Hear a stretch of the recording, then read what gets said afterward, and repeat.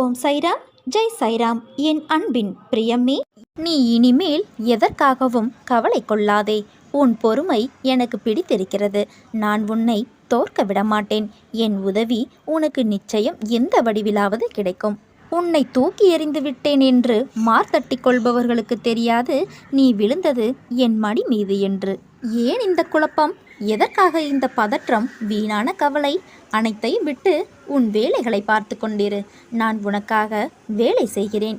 நீ என்னிடம் வைக்கின்ற வேண்டுதலை நான் கேட்டுவிட்டேன். நீண்ட காலமாக வாழ்க்கையை சிதைத்து வருகின்ற பிரச்சனையிலிருந்து விடுதலை கேட்கிறாய். இதுவரை எத்தனையோ சங்கடங்களிலிருந்து உன்னை விடுவித்துள்ளேன் என்பது உனக்கே தெரியும். உனது உன்னதமான நிலையை தாழ்த்தி கலத்தர தோஷத்தை ஏற்படுத்திய கிரக நிலைகளாகட்டும், உங்கள் வளர்ச்சியை கண்டு பொறுக்க முடியாதவர்களால் உங்களுக்கு ஏற்பட்ட தாங்க முடியாத பாதிப்பு ஆகட்டும், நான் சுலபமாக நிவர்த்தி செய்வேன். வாழ்க்கையில் ஜெயிப்போம் என்ற நம்பிக்கையோடு செயல்படு. இன்று இல்லை என்றாலும் நாளை நீ நிச்சயம் வெற்றி பெறுவாய். உள்ளத்தாலும் உடலாலும் நீ ஓய்வின்றி உழைக்கிறாய். அதற்கான பலன் நிச்சயம் ஒரு நாள் உன்னை வந்து சேரும். நீ வாழ்க்கையில் உயரப் போகிறாய். உறக்கச் சொல், இந்த உலகமே உனக்குத்தான். என் ஆசிர்வாதங்கள் என்றும் உனக்கு துணை நிற்கும். என்னுடைய தராசு தட்டுக்கள் யாருக்காகவும் இறங்குவதும் இல்லை, ஏறுவதும் இல்லை. நல்லவனோ கெட்டவனோ அதை நான் பார்ப்பதும் கிடையாது. என்னை நம்பி முழுமையாக சரணடைந்து விட்டவர்களை நான் புறம் தள்ளுவதும் இல்லை. அவர்களுடைய அனைத்து விஷயங்களுக்கும் நான் பொறுப்பேற்கிறேன். அவர்களை காப்பது என்னுடைய வேலை. அவர்களின் நன்மை தீமை கணக்கை பார்த்து காப்பாற்றும் தன்மையுள்ளவன் அல்ல நான். அதை வேறு ஒருவன் பார்த்து கொள்வான். அதற்கேற்ப பலனும் தருவான். நான் தரும் நன்மைகள் அனைவருக்கும் இங்கு பொதுவானவை. அதே போல என்னை 40 ஆண்டுகள் வணங்கியவனாக இருந்தாலும் சரி, வெறும் 4 நாட்கள் மட்டும் வணங்கியவனாக இருந்தாலும் சரி, ஆத்மார்த்தமாக என்னை நோக்கி கூப்பிட்டால் உடனடியாக நான் பதில் கூறுவேன். எனக்கு மட்டும் ஏன் இந்த கஷ்டம்?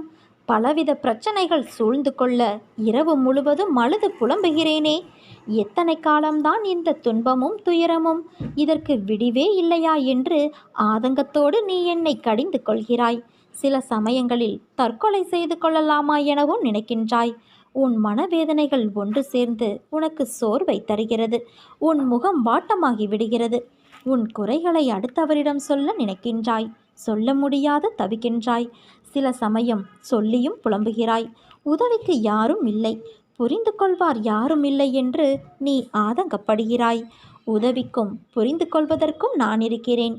ஒன்றை நினைவில் வைத்துக்கொள். தாங்க முடியாத கஷ்டத்தை என் குழந்தைகளுக்கு நான் ஒருபோதும் தருவதே கிடையாது. தன் மகன் கண்ணீரும் கம்பளையுமாக நிற்கும்போது, தன் மகன் நிர்கதியாய் அழும்போது எந்த தந்தையாவது எந்த தாயாவது மகிழ்வாக இருப்பார்களா? உன்னோடு உன்னில் நானும் அழுகின்றேன். தைரியமாக போ. எதையும் தாங்கிப்பார். வாழ்ந்து விடலாம். நான் உனக்கு பின்னாலும் உனக்கு முன்னாலும் பக்கவாட்டிலும் சூழ்ந்து கொண்டு உடன் வருகிறேன் என்பதை நினைவில் கொண்டு என் பெயரை உச்சரித்து வா. அது போதும் உனக்கு. அனைத்தும் சுபமாக முடியும். இந்த வழியில் ஒரு வேலையாக நான் வந்தேன். அப்படியே என் குழந்தையான உன்னை பார்த்துவிட்டு போகலாம் என்று உன் வாசலுக்கு நான் வந்திருக்கின்றேன். என்னை உள்ளே அழைத்துச் செல் என் குழந்தையே. எப்படிப்பட்ட தருணத்தில் நீ என்னை வந்தடைந்தாய் என்று எனக்கு தெரியும். இன்று உனக்கு நல்ல நாள். மனதிற்கு மகிழ்ச்சி தரும் நாள், அமைதி தரும் நாள், அதிர்ஷ்டம் தரும் நாள். நான் ஏற்கனவே உனக்கு அடிக்கடி சொல்லியிருக்கிறேன், உன் எண்ணங்கள் யாவும் கூடிய சீக்கிரம் நிறைவேறும் என்று. அதன்படி இன்று நான் உன் வாசல் தேடி வந்து கொண்டே இருக்கிறேன் குழந்தையே. உனக்கு அதிர்ஷ்டம் அழைக்கிறது. வந்து அதை என்னிடம் இருந்து பெற்றுக்கொள். கடந்து வந்த பாதையில் நீ பார்க்காத துயரங்கள் இல்லை, ஏமாற்றங்கள் இல்லை. நீ விரும்பிய வாழ்க்கையையும் என்னால் மட்டுமே உனக்கு திரும்ப வழங்க முடியும். நீ வருத்தப்பட்டது போதும். உன்னை பார்த்து விலகியவர்கள் தேடி வரும் நேரம் இது. உன்னை தூற்றி பேசியவர்கள் தன் தவறை உணர்ந்து தேடி வரும் நேரம் இது. உன்னுடைய பல நாள் சொல்லனான சோகம், துயரம், துக்கம், சித்திரவதைக்கு ஒரு முடிவு வந்துவிட்டது. பார்ப்பதற்கு இன்னும் முடியாதது போல இருக்கும். ஆனால் அவையாவும் உனக்கு இப்போது முடிந்துவிட்டது என் செல்வமே. எப்படி என்று நீ கேட்கலாம். உனக்கான வாழ்க்கை உன்னிடம் வந்து சேரப்போகின்றது. அழகான வாழ்க்கை, அமைதியான சூழல், ஆனந்தம் எல்லாம் கிடைக்கப் போகிறது. பிறர் உன்னை எவ்வளவு அவமானப்படுத்தியுள்ளார்கள். ஆனால் நீ அதை பொருட்படுத்தாது கவனமாக பின்வாங்கி வந்துவிட்டாய். நான் சொல்வதெல்லாம் உண்மையாக உனக்கு தெரியும். உன் பொறுமை என்னை பூரிக்க வைத்துவிட்டது. உன் நம்பிக்கை என்னை மெய்சிலிர்க்க வைத்துவிட்டது. உண்மையிலேயே உன்னை நான் பாராட்டத்தான் செய்ய வேண்டும். எல்லோரும் பிரச்சனை வந்ததும் என்ன செய்வது என்று தெரியாமல் ஓடி ஒளிவார்கள், மனம் தளர்வார்கள், இடிந்து போய் விடுவார்கள். ஆனால் என் குழந்தையான நீ அப்படியல்ல. நிதானமாக செயல்பட்டாய். நான் கவனித்து கொண்டேதான் இருக்கிறேன் குழந்தையே. யாருக்கும் தெரியாமல் நீ கத்தி கதறி என்னிடம் மட்டும் உருண்டு புரண்டு அழுது வேண்டினாலும் மற்றவர்களிடம் உனக்கு கஷ்டங்கள் கொடுத்தவர்கள் உட்பட வெகு நிதானமாகவே செயல்பட்டாய். அடுத்து என்ன செய்ய வேண்டும் என்று என்னை கேட்டுக்கொண்டே அசையாத நம்பிக்கையோடு நீ இருந்தாய். நீ அப்படியே அமைதியாக இரு. உன் அமைதிக்குத்தான் நான் உன் வீடு தேடி வந்து கொண்டு இருக்கிறேன். இன்று உனக்கான ஒன்றையும் நான் தரப்போகிறேன். உன் பொறுமைக்கும் ஒரு எல்லை உண்டு அல்லவா? உன் பொறுமைக்கும் பரிசு உண்டு. உன் அமைதிக்கும் ஒரு அற்புதம் நடக்க இருக்கிறது. உன் நம்பிக்கைக்கும் அப்படித்தான். காரணமில்லாமல் இங்கு எதுவும் நடக்காது. உன் வேண்டுதல் எதை பற்றி இருந்தாலும் இனி அதை நான் நிறைவேற்றி வைக்கிறேன். இன்று நிச்சயம் ஏதாவது ஒரு ரூபத்தில் நான் மனித ரூபமாகவோ மற்ற உயிரினங்கள் வடிவிலோ உன்னை சந்தித்தே தீருவேன். உனக்கு ஒரு வரம் ஒன்றும் தரப்போகிறேன்.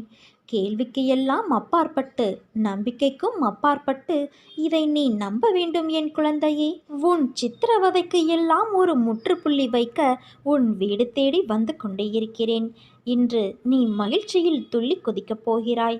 உன்னுடைய பொறுமை உன்னை உயர்த்தப் போவது சர்வ நிச்சயம். உன்னுடைய உயர்வு நிச்சயமான ஒன்று. உன்னை ஒருபோதும் இனி நான் காக்க விடமாட்டேன் தங்கமே. அலைப்பாயவும் விடமாட்டேன். உன்னை இனி தூக்கி உயர்த்துவேனே தவிர ஒருபோதும் விழ விடமாட்டேன்.